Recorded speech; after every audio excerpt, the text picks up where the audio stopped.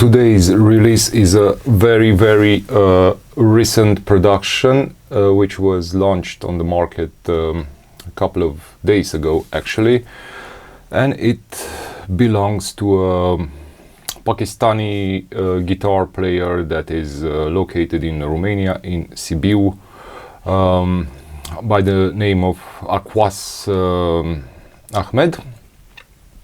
And the name of the project is called Doomsday Astronaut, and their latest release is called Djent Djinn. And it has been launched on the market just a couple of days ago, so it's fresh out of the oven. And if we take a look in the booklet, have to kind of keep my finger in here because the CD is also sold with some download codes, I suppose from Bandcamp or from some other such platform. And personally I am not at all interested in downloading music, but I know many of you are, so I don't think it's normal to show those kind of download codes to the camera. But anyway, the idea for Djent Djinn is that if you buy the physical copy, then you also get those download codes attached to the booklet, and basically you can buy the whole musical experience, both physical format and digital format, at the same price. As I said, this is the project of a Pakistani guitar player located in Romania, in the city of Sibiu, and whose source of inspiration for this one was, as far as I understood from the story written in the booklet, was a short visit that Mr. Wakas and his wife had in the medieval city of Sighișoara, and where he was inspired by that cozy bourgeois medieval town and by the surrounding forests. So the city of Sighișoara triggered his imagination into creating this latest release. But apart from the fact that he's located in Sibiu and that Sighișoara was the triggering element, this release has nothing to do with Romania. It's pure Pakistani progressive heavy metal with some elements of thrash metal to it, but melodic thrash metal. And of course, if we further look into the inside of the booklet, we see a lot of landscapes, from the mysterious landscapes from Middle East. So that's why I said this is very specific to Middle Eastern spectrums and that kind of charmful Middle Eastern landscape. Of course, there is a beautiful physical edition that we have in here, and a track list of 6 songs, beginning with a very interesting intro called Arrival and ending with what is, in my opinion, the best song on this CD, which is the final song, Premonition. Djent Djinn is the work of an extremely ambitious person,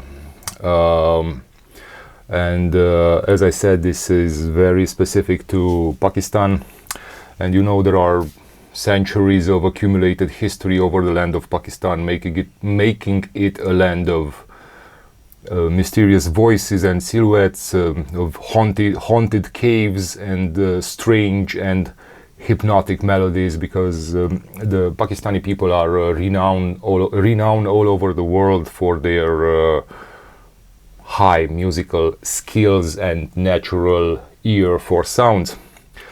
And the whole release called Djent Djinn is kind of full of hints towards invisible creatures and, as the second song says, sacred smokeless fires. And the whole material is somehow about some very breathable, suprasemantic, creative forces that are at work in here. The way I perceive the effort in here is the following one. Waqas Ahmed is a highly experienced guitar wizard or guitar hero or guitar devotee from Pakistan with, I would say, some sort of Brian May ambition when it comes to veritable or for real tonalities and acute guitar tuning, meaning adjusting the tension of the strings so as to produce the correct pitch for each string. But more importantly, Mr. Waqas Ahmed is also a person that has a Brian May ambition, more importantly when it comes to a certain special aspect and when it comes to minimizing or even completely eliminating friction from guitar strings, because as you probably know, friction can cause the strings to unnecessarily resist some movement, and these kind of things derail the tension of the strings and can cause those strings to go out of tune. And here Waqas Ahmed kind of tries to go back into that area of the famous original frictionless system of the guitar that Brian May would often talk about, when Brian May said that the tremolo is kind of a compromise dictated by guitar manufacturers who wanted to cut down the production costs. And I would quote from Brian May right now. Brian May said that even though the modern guitar holds its tuning remarkably well, we will never know the cost tone-wise of this modernization of the guitar. That is, even though the modern guitar holds its tuning remarkably well, we will never really know how it really affects the final tonality and the natural feeling of the sound. And pretty much Mr. Waqas Ahmed is that kind of a guitarist that is capable to, you know, dislocate his fingers if necessary in order to avoid friction when he plays the guitar. What is truly impressive about this material is the way in which the guitarist throws himself into his musical expression, because the whole release is about a refined, ethereal and even cinematic shape-shifting expressionism. And the way the guitarist is also, and what is also impressive is the way in which the guitar player manages to run on many angles of the volumetric curves and of the cylinders of the guitar engine. And while he manages to run on so many angles of the volumetric curves and to explore so many cylinders of the guitar engine, he still somehow kind of manages to remain serious in his playfulness. That is, we find in here millions of notes, but this kind of millions, in inverted commas, of notes are not being played at the cost, are never being played at the cost of a tuneful melody. And after each guitar virtuosity, Waqas Ahmed manages to leave some independent and impossible to erase traces that remain everywhere where those riff pass. And he manages to combine some aerial alarmistic grooves and some high notes squeezed up to the limit of paroxysm with some accentuated, hypnotic and bombastic, coldly-melancholic desert tunes. And the essential thing in here is that this combination of alarmistic grooves and high notes with Fata Morgana superior desert illusion, superior desert mirage, makes the listener feel at home. And when you make the listener feel at home, you as a guitarist have won the battle with your racing guitar lines and with your you know, delicate guitar moments. What is also fascinating about his style is the refinement of his phrasing, in the sense that the guitar, his guitar, talks to itself and talks to itself on different voices and constantly gives itself feedback. But when I say that his guitar talks to itself on different voices and gives itself feedback, please take into consideration that I'm talking about one and the same instrument and one and the same guitar player. And the very good thing in here is that a couple of days ago I also had the opportunity and the advantage to see Waqas Ahmed playing live this release, because 2 or 3 days ago we had the official launching of the album. So now I kind of have the complete perspective on his music, and maybe I'm capable to say a little bit more things about it, because I have both the home audio experience and the live experience, and probably this is the way it should be for all releases, you know, to have both this professional tools experience of the CD at home and also the live performance, so that you can have a full picture of what you are talking about. And what I can say after both the live and the home musical experience is that Waqas Ahmed is not at all a guitarist who picked up the guitar in his hand yesterday or today. On the contrary, he is a hugely experienced guitar player with a vast spectrum of musical tastes and techniques, ranging from traditional oriental music to improvisational jazz probably, and to progressive metal, heavy metal, and even some thrash metal. And what do I really mean by this is the following thing. Mr. Waqas Ahmed has the kind of ability that only experienced musicians have, in the sense that before he's able to play, he is first able to truly listen to the music and give the music, as a listener, its moment to shine. And afterwards, just after having listened, start playing. You know, instead of being an instrumentalist that just wants to outplay everything else and anyone else. So listening is hard, and listening is one of the hardest thing to do in music and in life in general, as your wives probably already told you, or as you should already know after having conversation with your wives. But only after being a professional listener you can blossom as a player, because this listening experience kind of prepares the perfect know-how for the future attacks on riffs, on notes, and especially for the future attacks on refrains. And the professional listening ability or listening vocation is the very factor that allows you to switch things in music when necessary, and to be a consonant musician who can easily cross over into genres.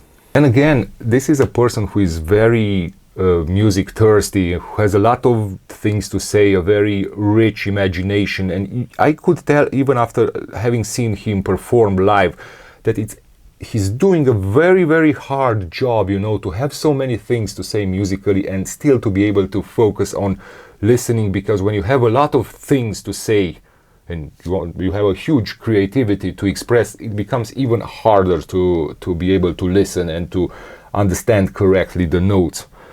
Again, when you have a lot of things to say, it is the hardest thing in the world to listen, as you again probably already know from your wives. And there is also another very interesting element which perhaps also makes Waqas Ahmed such a special guitarist. Now, I know for a fact that there are some special moments of playful improvisation at repetitions that are very hard. So some special moments of playful improvisations at repetitions, moments that are very hard to capture again on the final album.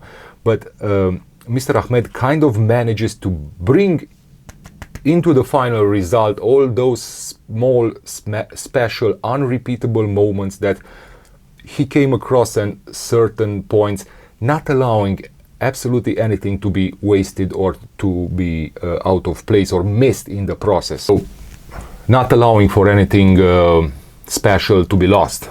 And pretty much it is a phenomenon that also takes place or happens in gymnastics, where it is a known fact that gymnasts jump very high during their training sessions and constantly exceed world records during normal trainings, but they do not succeed doing the same thing in the official competitions.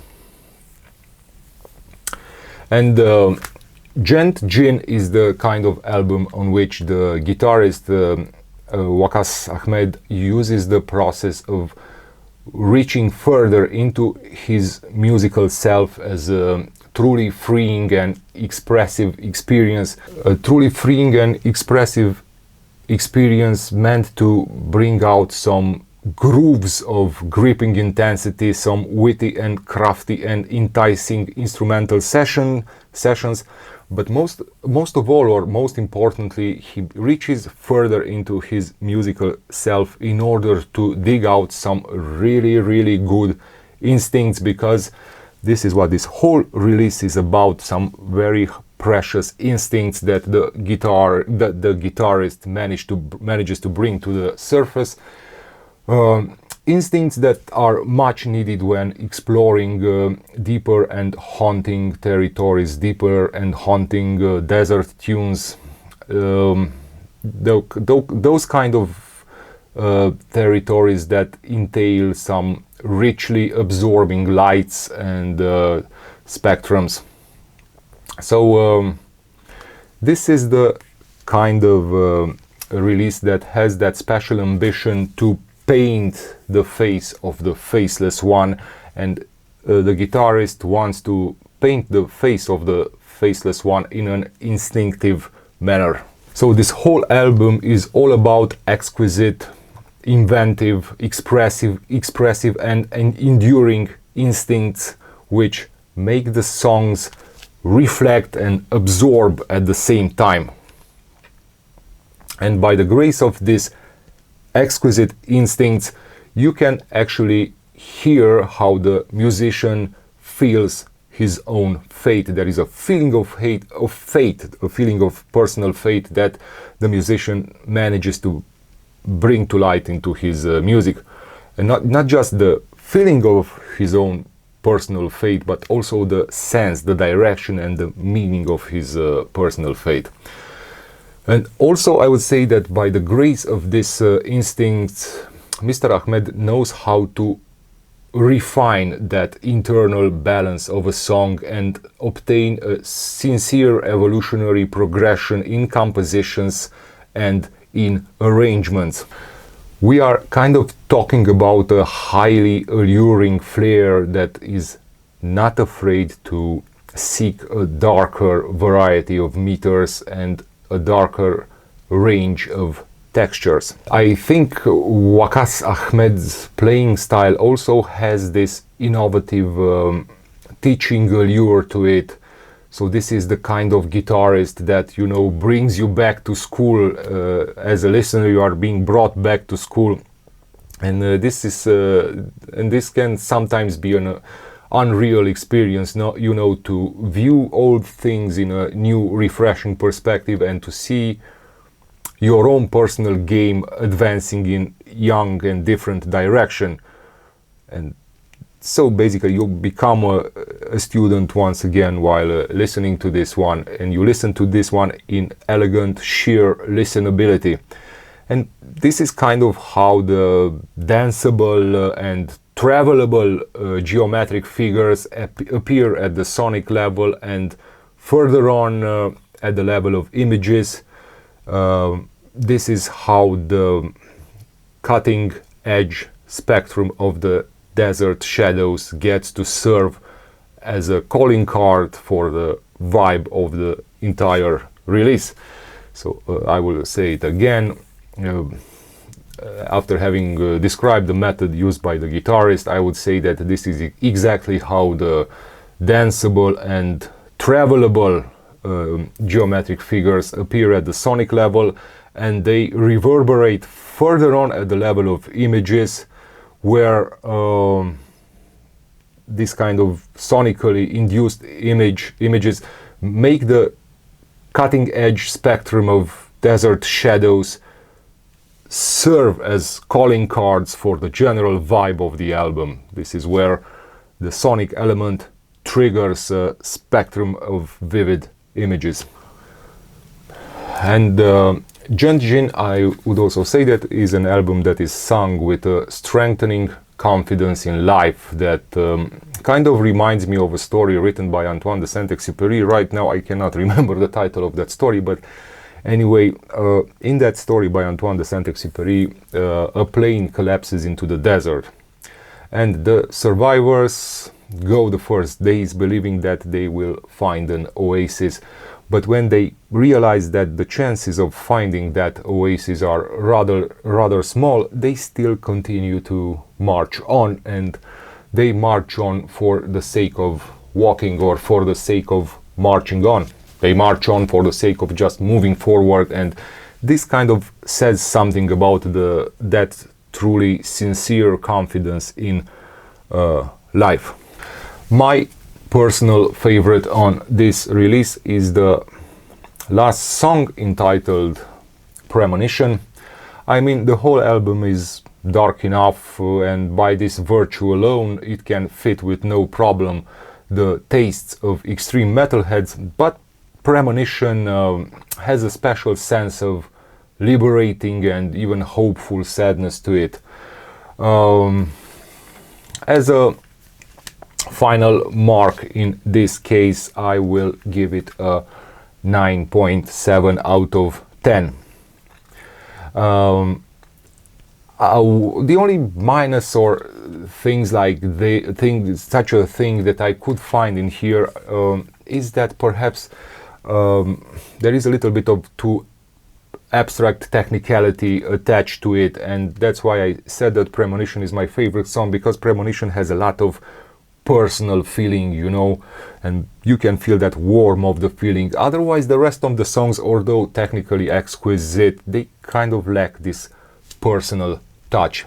But this may also be something that has to do with the absence of the voice, because in this case we are talking about a purely instrumental release, and when you do not have at all voices in your music, I suppose it may get a little bit more difficult to be that kind of a to reach that kind of a personal touch. And yeah, although extremely talented, extremely experienced, the guitarist Waqas Ahmed, many times he kind of behaves like an engineer of technicalities, and goes a little bit into a vivid geometrical but still abstract area. So I would have gave it a 10 out of 10, but for the lack of this more personal touch, I will give it a 9.7. Again, great release from a Pakistani guitar wizard, now located in Romania, and although this is a purely Pakistani heavy metal, progressive metal, thrash metal, it's genre-wise it's progressive heavy metal with some thrash metal elements. If you are listening to Born of Smokeless Fire, then you also get this heavy thrash element. But even though it's pure Middle Eastern release, now he is part of the Romanian local scene, and we hope he will remain a part of the Romanian local scene, because this is an exquisite, refined addition to the Romanian local scene. Thank you so much for watching this.